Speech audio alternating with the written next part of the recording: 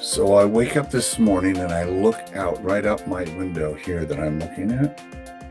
There's no snow. That might have to do with something about where you live. Just Everybody saying. else I know looks out their window and they have snow right now.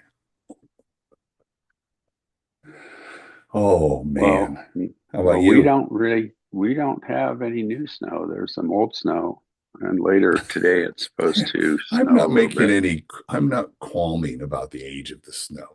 It's just the existence of snow. It could be 100 years old.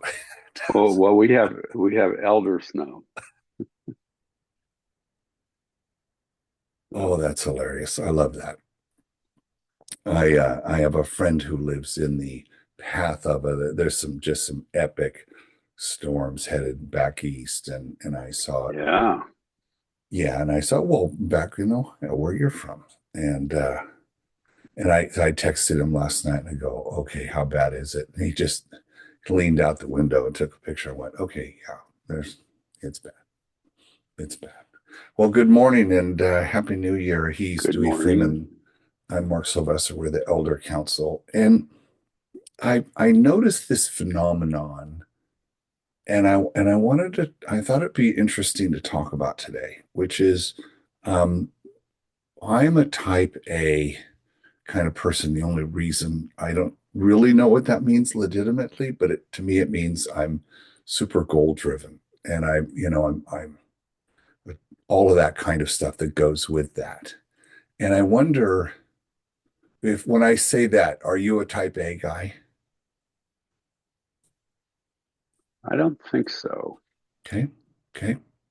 So here's I don't here's what think I I'm want to type talk A, about although I do a lot of stuff. is so we're recording this show on the 4th of January and uh the holidays came at the middle of the week. So you kind of get this bonus of a long 2 weeks. It doesn't happen all the time, but you kind of get this long 2 weeks. And we talked about that. Kimberly and I talked about it, and she said one of the things that happens at the end of that is you look back and you kind of squandered your free time. You may have like taken that time to do stuff, you're not at work, so you're doing stuff. Or if you're work at home, you kind of worked the whole time. But what you didn't do was use it to take some time to regenerate, to take some time off just to do that. If you went, some people went on a vacation, that's great. Uh, but or you do a staycation.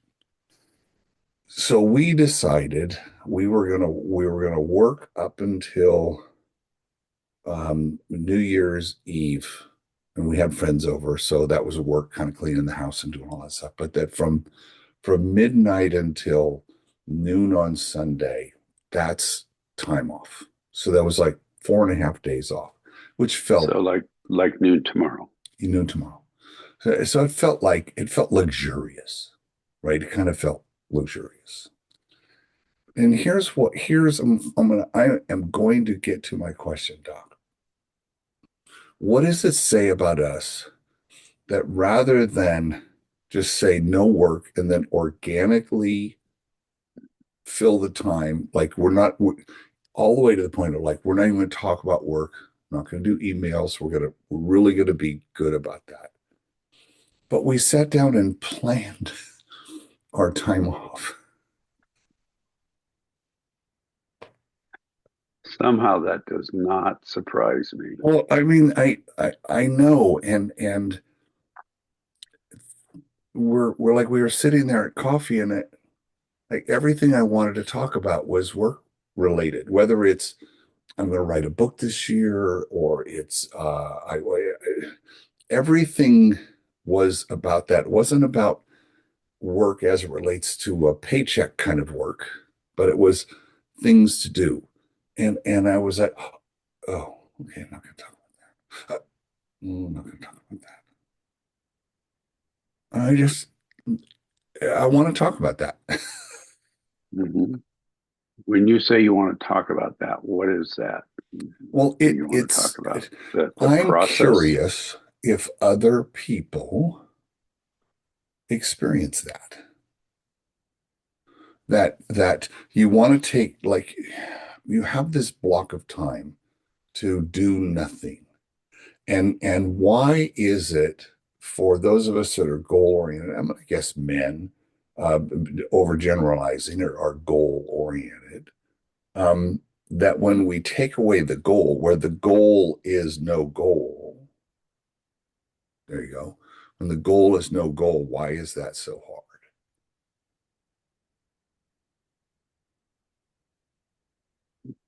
What is my perspective of why that's so hard? You're the doc in this conversation.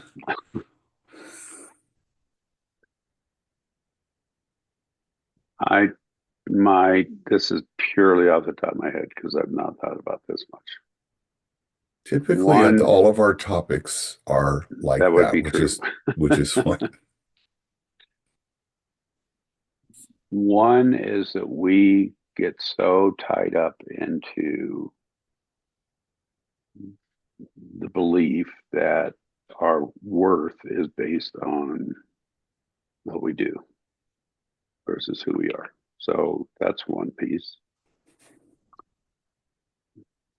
Kimberly and I also talk a lot about how we have gotten out of the rhythm of the natural rhythm of life, of getting up with the birds and going to sleep with the birds. And in the winter is a time of slowing down. Um, I I think that we have lost what nature is really about and our place in that. Um, I also think there's a huge cultural thing of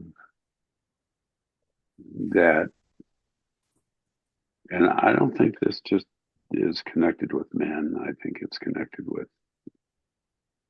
with us culturally. Is that we're supposed to be doing something all of the time, something that's goal oriented, something that's measurable, something that all of those kinds of things. And that so much of what we do is not a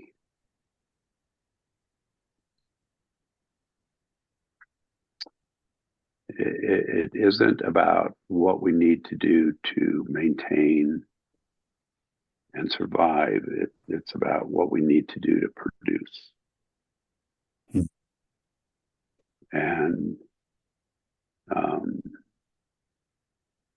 and if we're not, we have this internalized message that if we don't produce, then we're not we're not being we're not creating worth. We're Which not creating gets value. to the other thought I have was is about the stories we tell ourselves. We've talked about this in the past, and I'm curious, and I think you just hit it, is that the story we tell ourselves is that we need to be generating, we need to be doing, we need to be achieving, we need to be, Mm-hmm. and our vitality coach, who's we're 4 months into that program, has I had a long talk with him about it, and he said, if you don't diligently take time off, you can't be productive. You won't be productive in the long run. Mm-hmm. And that, so it's a matter of reframing the story you're telling yourself, that the fact that I'm just sitting, not doing, is in fact what my body needs, that as much as it needs the doing. Mm-hmm. Well, and sitting and not doing, and also literally doing different kinds of things. I had a conversation with my brother um, right after, was it right before? It was actually I mean, New Year's Eve day.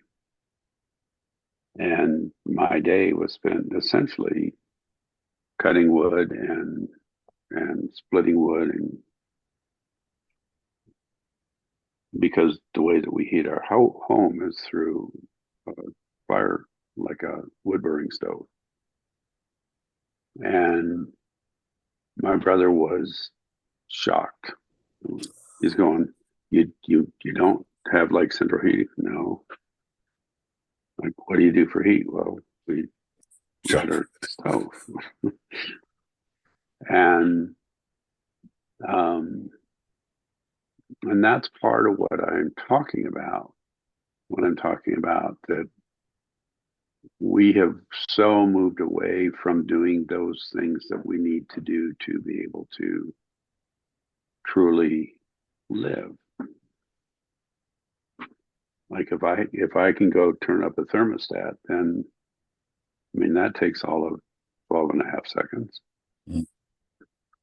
Um, and then I would be left with like, okay, now what? Versus the idea of being incredibly relaxed and meditative around,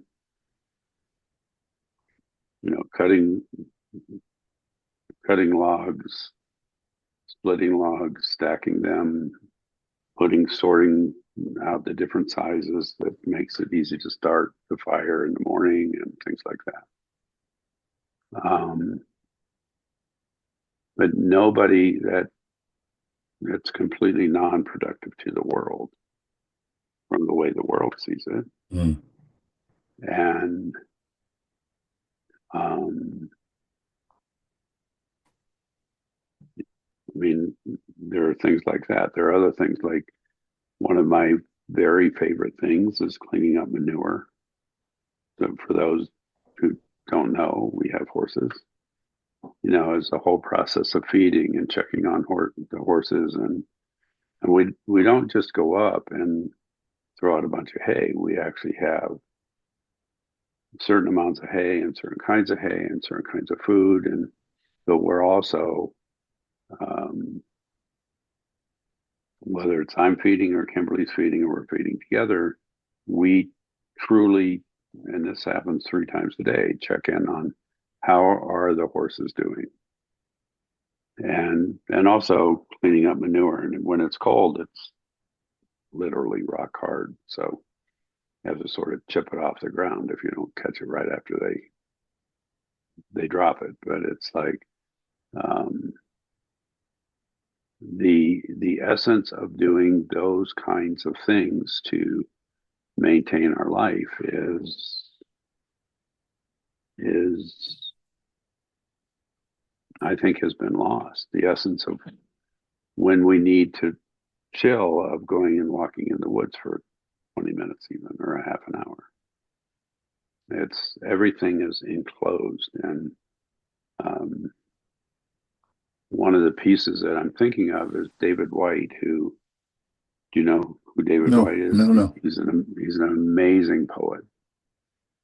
Um, he he was English and Welsh, I believe, Irish maybe, he talks about our need to see the horizon, and both internal and external horizons, and that I mean there's a huge uh, um, scientific um,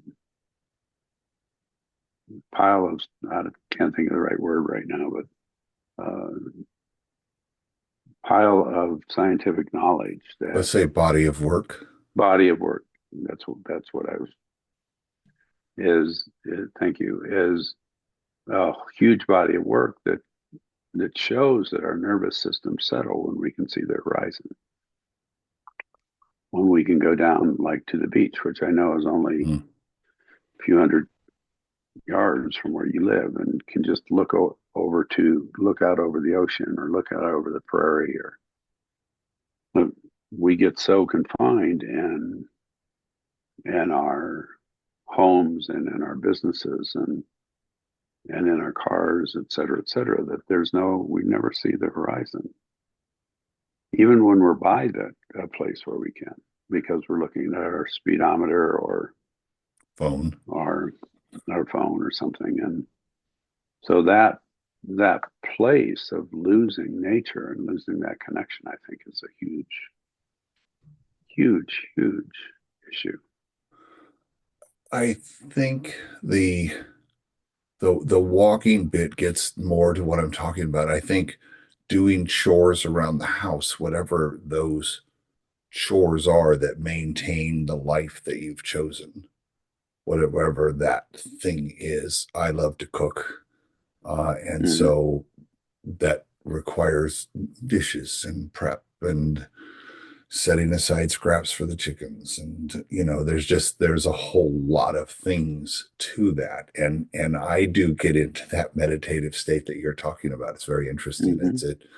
It's very, just it's unconscious competence now, right? Knife skills, Mm-hmm.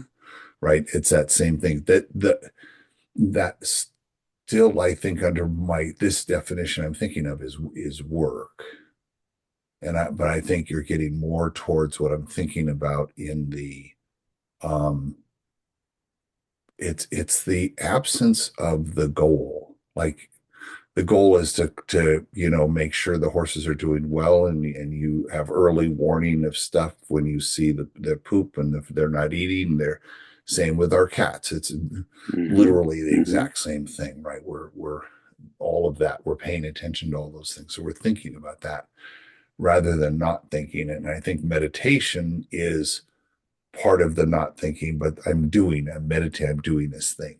It just feels paradoxical that I have a voice who's saying, you need to stop, Mm-hmm.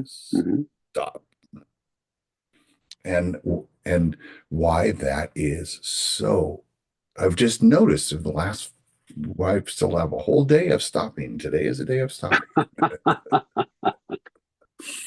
And Kimberly's going to and Kimberly's taking a 6 week improv class online.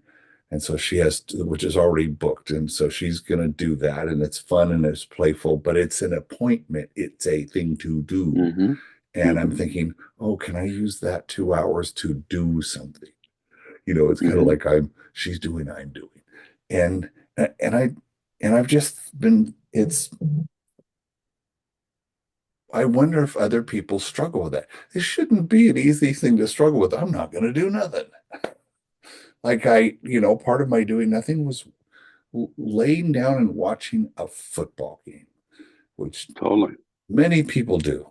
That's a very fun not doing thing. And I've enjoyed that. It's this time of year, there's great football on, they've been great games, and and and that little voice comes up and says, you're not doing anything now, you're just sitting there watching TV.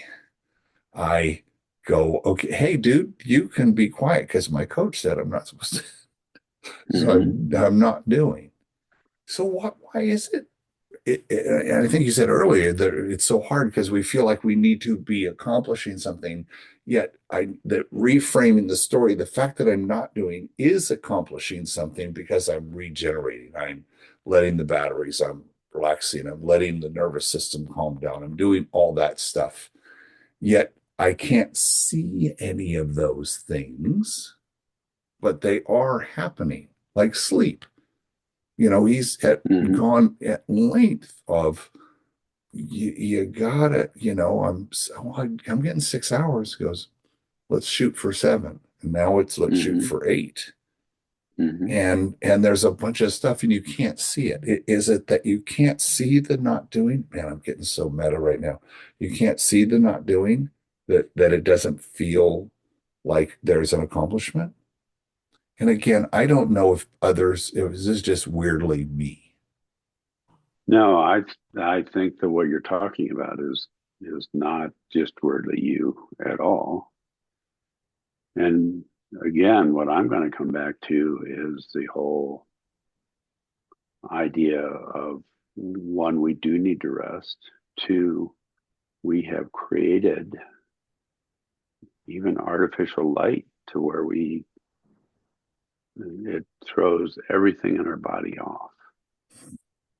Um, One of the pieces in my Kimberly and I, so everybody knows it's watching this. If you haven't watched this before, both of us are married to Kimberly's or with Kimberly's. That's why we're saying my Kimberly and your Kimberly is the winter solstice and is the actual day of the solstice is many people will at least acknowledge that. But there's a 3 day period in there where the day before the solstice and the day after the solstice, the difference in the length of those 3 days is less than a second. And so it's literally, and I'm trying to remember this, and I'll probably butcher this, and somebody will say you're not accurate, Dewey, but in some ways the solstice, and my understanding is that the solstice has to do with like standing still. Mm. And they stop, and I would have to look that up. So my apologies to everybody if I'm completely off.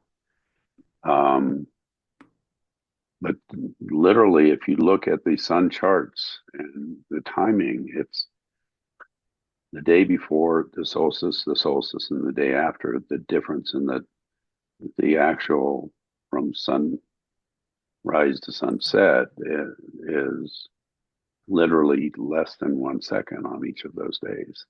So Where like that's right now, December 21st. So it's 20th, 21st, 22nd. So then if we were to look at June 21st, 2021, 22, is it faster? no, it's the exact same. It's the if it's June 2021, 22, So, again, right. it's like stopped at the peak there too. Mm. And so, um, but there's a time to rest, and we don't do that. And the natural, I mean, even when I'm looking out, like we've gotten a fair amount of snow early this year, but we've just had like the 1st of November, we got a ton of snow, but not much since.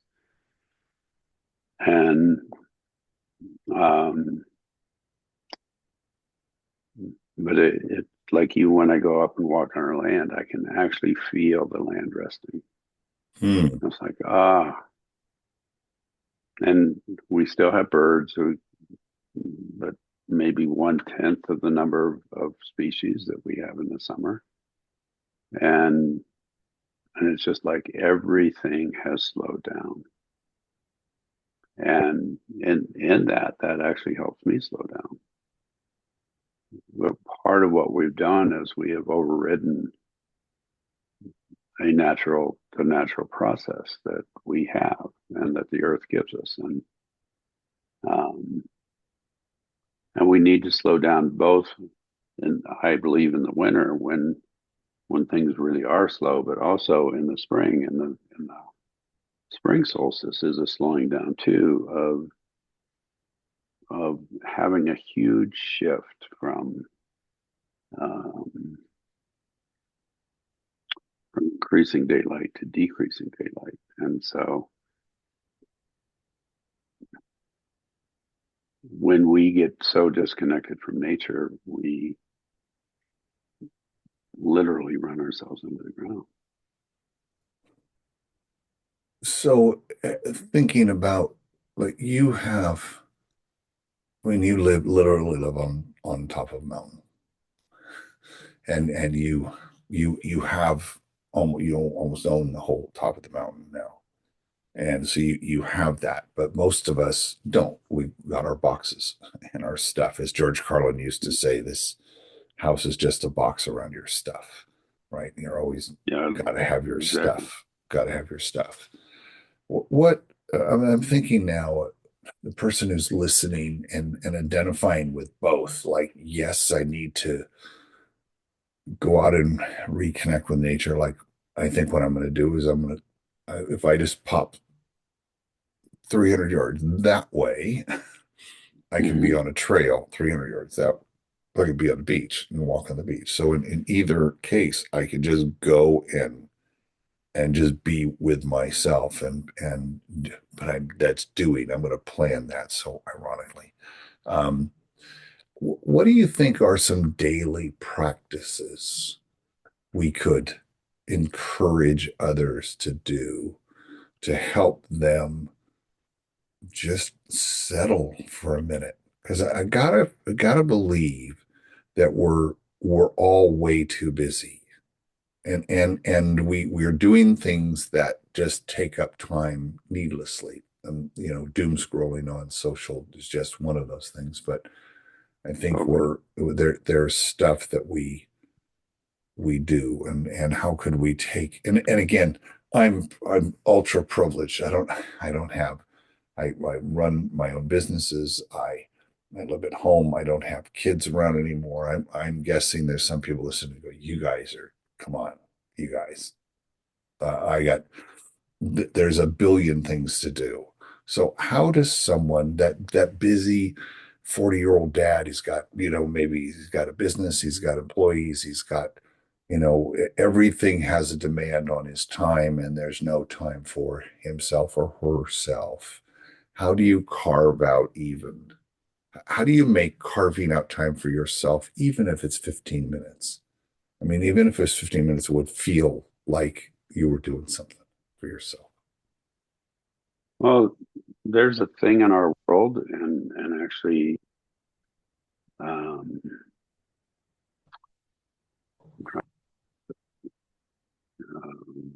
man's of it in a minute.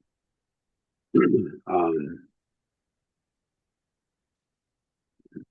we try to do, and it's called a sit spot, and it's just,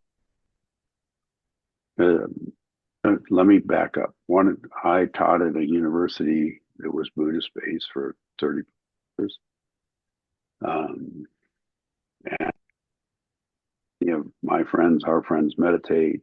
I mean, a whole process, or do breath work, or do this, do that. It's like what I have found is when I try to do those things, it becomes a chore. And it's like, oh, okay, well, I didn't get my 20 minutes of meditation in, or I didn't get my 10 minutes of breath work in today. Those kind of what my what I try to do. Sometimes I get to do it twice a day, but for sure once a day, it's a minute sit spot. And all you do is you go find a place to sit outside, preferably. And you can even do this. You can be in a park. You can be out on your balcony in the middle of New York City. You can be. So this is not just available to somebody who lives at places like we live. And you literally just sit and you pay attention to, and you watch whatever is around you. You pay attention to, but there's no particular technique other than that all you're doing is sitting. And like I have two different places. One I use more in the summer because usually it's covered in snow in the winter. Um, but it's like the other one it, I usually use in the winter because, but in the summer it's too hot, so I go to the winter one. Um, and you just sit and you watch the ants, the birds go through, watch the um, depending on the time of the year, you're literally watching, butterflies fly by, or and it doesn't have to be fancy. Um, and you can always find a little patch of nature someplace. I love that. I think that's a perfect button on the end of this is go find a spot. I love calling it a sit spot and find a place where you won't be interrupted. Leave your phone someplace else. Leave your watch someplace else. Go sit and just look in, look out. If you can find a place where you get a view of the horizon, you get a bonus point. Totally, yeah. And and what I'll say, and some people on here may have been to Beijing, or I have not, but I have friends who live in Beijing, and Beijing is one of the most crowded places on Earth. And uh, she actually found a place not far from where she lived. It was a small park, and she would just go sit by a tree. Mm. So we need that to set up a nervous system and to change. Um, what I have found is if I do that on a daily basis, then the idea of, oh, I have to get this done is, and then the other thing I'll say is there is no rule. And actually, this is uh, picking up from what to me many times is that we have time, and there's no actually respond to a any certain period of time. There's no rule that says you have to respond to an email in a certain period of time. There, and and it's actually okay not to respond at all under certain circumstances. Um, but we get ourselves pretty wound up into some of those things. Back to the stories we tell ourselves and the rules, the unwritten rules, all of that stuff that we've talked about in the Yeah, past. all of those. Doc, I love this. I'm gonna go. I'm thinking of a very particular spot in my back porch where I can sit and I look out over, there's a creek and got the trees and it's beautiful. And I've gotten away from that. And I think that's gonna Yeah, be a place where I go and sit. yeah, and what's really cool, what I've found is every day, even though like one of the places I go, there's this tree that had been cut down, and so there's a stump, and I sit on that stump, and so it is virtually the same place every day, but no two days are alike. I love that, Doc. Happy New Year. Happy New Year to you, bro. I love you, man. Love you too.